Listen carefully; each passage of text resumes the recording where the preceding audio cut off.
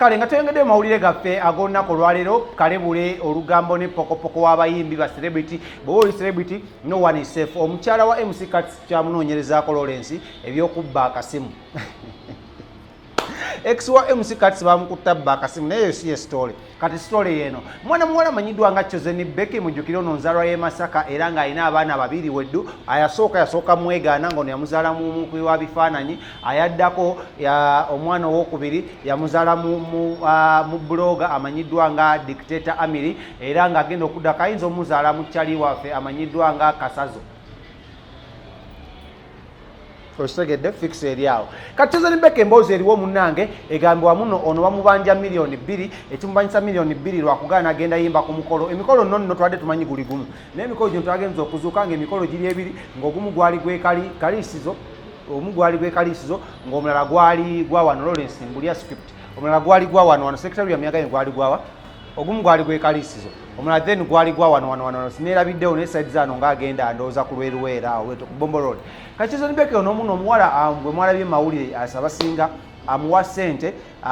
ezogenda okuyimba ku mukolo ng'amusanga kalenda yalina omwana we mbuno mu mmotoka abaana be bombi ng'amuwako emitwalo 5 ng'omukolo gwa miliyoni meka 2 kwate gwali out of Kampala kati Choosen Becky ng'amugamba mukolera receipt after ng'amugamba nja kukola ki nja kujja kati Choosen Becky mbu ng'atuuka leeti ku mukolo bw'atuuka leeti ku mukolo nga asaba balance nga tannayimba omukazi ng'amugamba otuuse leeti sooka oyimbe nkuwe balance oba si ekyo ogenda kuyimba sigenda kuwa balance Choosen Becky ng'agamba nze sigenda bimba nga tonnampa kakadde kange kamu n'ekitundu kasigalayo amasitole njogedde yamuweereza emitwalo 5 nga tannagenda ne kawera akakadde n'amugamba munno bw'onootuuka ku mukolo ngenda kuwa akakadde akala kaki kalamba Choosen Becky bw'atuuka ku mukolo yatuuka leeti ng'emanyi nti abo babeera n'ebivulu eby'enjawulo emikolo egy'enjawulo ng'omuwala amugamba otuuse leeti gwadde olina okunfulumya mu nnyumba si gwe wanfulumiza katumwa be bakoze ki banfulumiza so lwaki oyagala balance nga tonnayimba kati ogenda okukola ogenda kunfulumya ku gomesi ey'okubiri Choosen Becky ng'amugamba nze sisobola nina gyendaga nina kuyimba kati bwe siyimba kati togenda kukola ki togenda kubeera ng'okola ki ng'ondabako kati munnange nga omuwala ono akola ki nga omuwala ono batyankala naawe Choosen Becky ng'alinnya emmotoka ye ng'agenda ng'omuwala anyiiga ng'omukolo gwe gwonoonekala Choosen Becky kati munnange mix eno twafunye omukulu Selector William abiyingiramuwa mbu Selector William agamba yakonectinga naye ate naye gwe yakonectinga si ono omuwala ye mukwano gwe okuva eweeru yamusaba enamba ya Choosen Becky bwamusaba enamba ya Choosen Becky n'agimukola ki n'agimuwa Choosen Becky n'atagenda kuyimbako ogwo omukolo ng'ate bamusasula kati ogwo omukolo ffe twali tetugumanyiiko so kitegeeza Choosen Becky bamubanja emikolo emeka 2 aligenda kukulaga Choosen Becky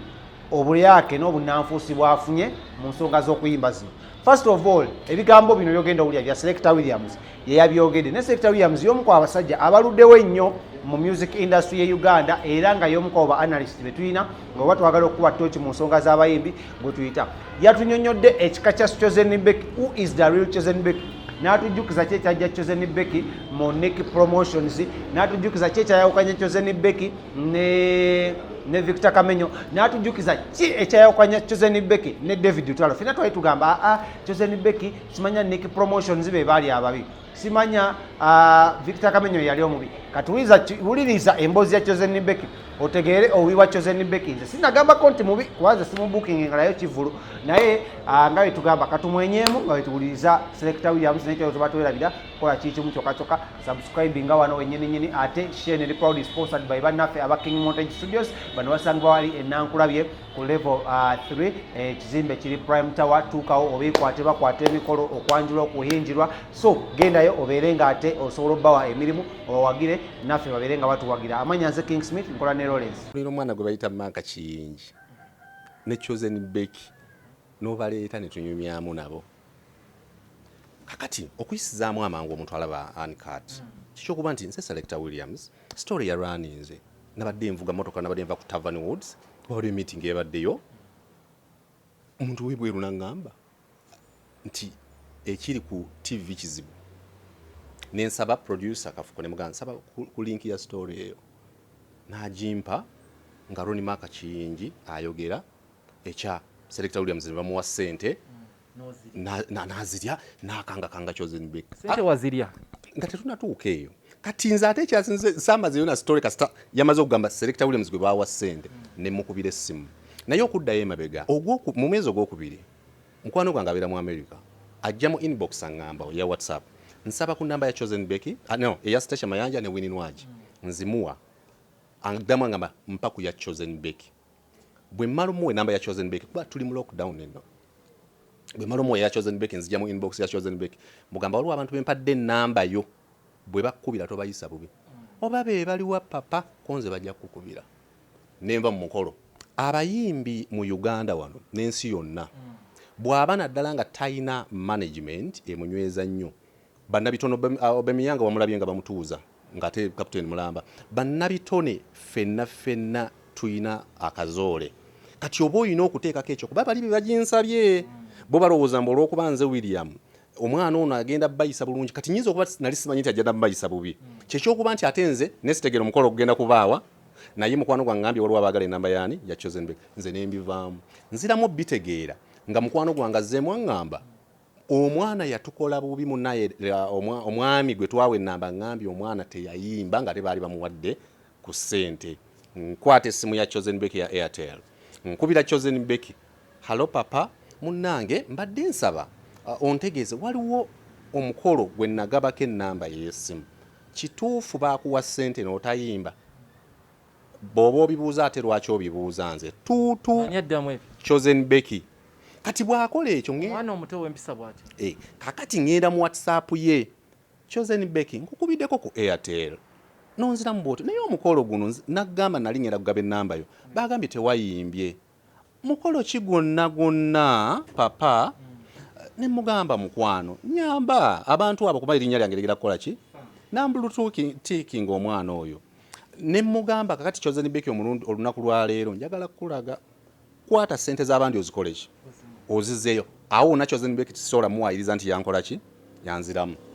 nsanga Ronnie Mark Kiyingi lwaki Ronnie Mark Kiyingi muyingizaamu edda yankontaktingako naŋŋamba twagala kupushinga mwana ono kuba Choosen Becky is talented tekyegaanika kati Ronnie Mark Kiyingi mugamba jangu Ronnie Mark Kiyingi mwakoze emisango gwe n'omuyimbi wo genda ku radio bwe mutasasula ssente z'abandi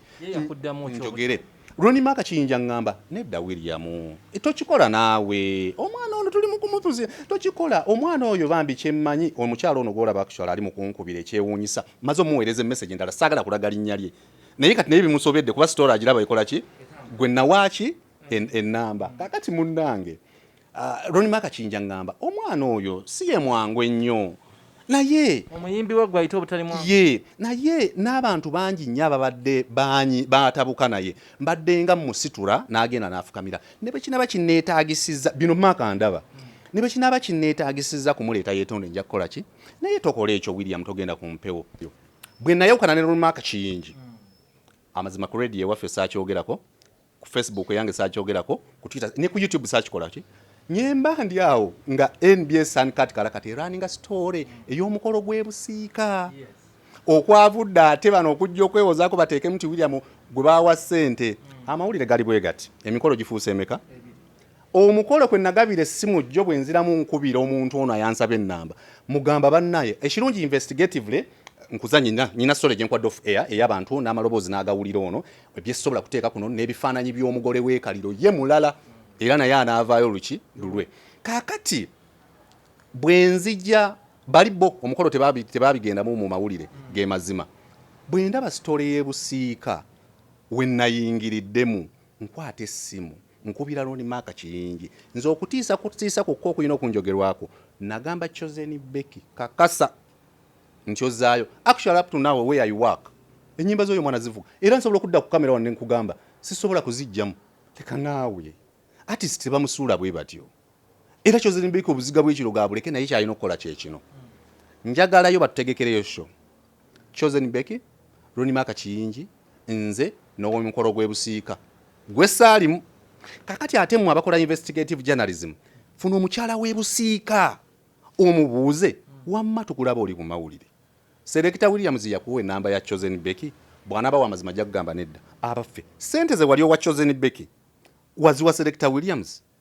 bw'anaaba w'amazima ajja kugamba nedda kati njagala kutegeera Ronnie Mark Kiyingi omukatuli kyayampadde message eno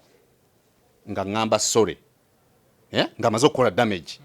nga ngamba ne bekiba kyetaaga solo kuddayo yetonde ku kamera mwe muddemu mu mukyaze kakati maaka nze kyemmanyi kino ayagala nnyo omwana oli yazaayiwawo omubiri agenda okuguyiwawo n'agusuula mu ttaka maaka kyenkusaba kye kino nti kyewakoze kibi era nsaba batukyazeeko ffenna okingambe maaso oba nze ngera kuvuga nkunoonya yonna gy'oli gwe n'omuyimbi wo muntegeeze omukolo guli ogwekaliro omulala gwoguli eri ebiri era baba ekaliro yali $1.5 olwo bantegeeza mmaze okuddamu okukiwaana mbagamba bannaaye eno waliyo story endala bampeereza ekifaananyi ky'omugole w'ekaliro era bo bampa story nti ku olwo teyajja agera omukolo oguwedde abakubira nti kati nzije ku $1.5 baali bamuwaddeko $75,000 kati abeekalira ate nabo balina kuvaayo byabwe ekibuuzo kyo kiri nti bw'aneeyisa bw'atyo kuba bw'aneeyisa bw'atyo tajja kumalako nze njala kukubuulira kuguma nnyo kubeera professional ku kamera eno maaka kingi asobola obbagamba nti omusajja yankubidde kuba saamuganyiza kwogera kintu kyonna Choosen Becky weetaaga okufuna management yekukweka abantu Nick Products kye baali bakola baatukweka Choosen Becky kati bwe yavaayo n'aboonoona nnyo Choosen Becky mubi bw'atyo of course events ze ndi mu kwanfoldinga naye ekyo tekimufuula nti ali untalented kyensaba abatulaba ffenna naddala bali mu ba stakeholders mu industry eno ffenna abamawulire tukole kyonna ekisoboka nze nali ŋŋanye n'okujja ku mawulire ku kamera yonna okwogera ku story eyo ye yantadde mu kyebusiika era baba yakikoze kibi nnyo olwani maaka kiyingi nkunoonya mu bulungi ng'abakatuliki babiri olivasinga ekyo oba mu buntu okintegeeze mu matu gange ondagene ssente ezo kirungi story y'ekaliro yo tebannajja ledda nti kakati ekizibu ekiri mu mukolo guno gwe tuli mu kwogerako ate selector yawadde opportunity to get revenues ng'aguwadde Choosen Becky era tasobola kugamba nti namusaba ne commission ne ze baamuwa saazikola ki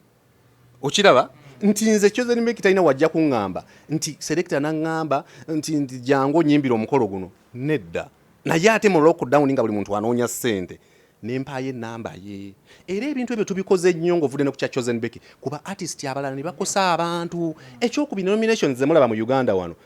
abantu nga ffe ba James Proper abantu tujjuza form but sometimes we recommend artists of Uganda on an African level ne batuyiwa that way kati imagininga Choosen Becky agambye abaani kati kalakata suru roni kiyingi kati singa temumpadde opportunity kujja kwogera kati mu bufunze nze ng'omuntu omukulu ku myaka gyangaana Choosen Becky sisobola namusibira kikookolo njagala mbuulire mu bubuulizi nga tutudde wali ne Ronnie Maaka kiyingi mu describinga ng'omuyimbi ali talented eyeetaaga okuyamba kubanga public relations we ebifaananyi bye image ye ejja kufa olw'obuzannyo bw'okusaagirira obwo bangi basobola okuba bwe batyo naye omwana oyo tusobola omulonda Ronnie Maaka kiyingi ebintu bye yannyonnyola wali nga mugambye waliwo omusango singa bye yakolerako bino tebyandiza na mawulire actually n'emikolo baagitabu kati Maaka kiyingi ate ye baalumusuddemu nnyo yategedde byekaliro n'ebyebusiika yazze n'ayogera n'abitabula kati olwaliro emikolo giri emeka basebo ne bannyabo kati basootinga ogwekaliro kuba bo bakyali low as envelope kakati basooke bamaliza ogwebusiika kyembasaba bannaaye Choosen Becky tetumusibire ekikookolo biri byonna byayogera kupapala namulaba video gye mwazannye ng'agamba manya abeebusiika mbungo olwo abasiibula tugenze yabadde doctored byakito byapi wano ayimbe baba kuwadde gaana n'ogaana nti emikolo gimmala omwana muto tubadde n'abayimbi baffe wano abanene kati bana bavaawo aba media batusudde kati story yineze gwogyereetedde selector teyagireeta oleese Ronnie Maaka kiyingi a professional journalist bambi olwokuba neyafuba okudifendinga aclashinze ne fellow journalist mu bulimba so nkyaba Choosen Becky wenjikomeza kuba side eyo bwe sandi giwadde kyandibadde kibi nnyo ate naye that is it emikolo giri emeka ebiri owebusiika ye mu mubuuze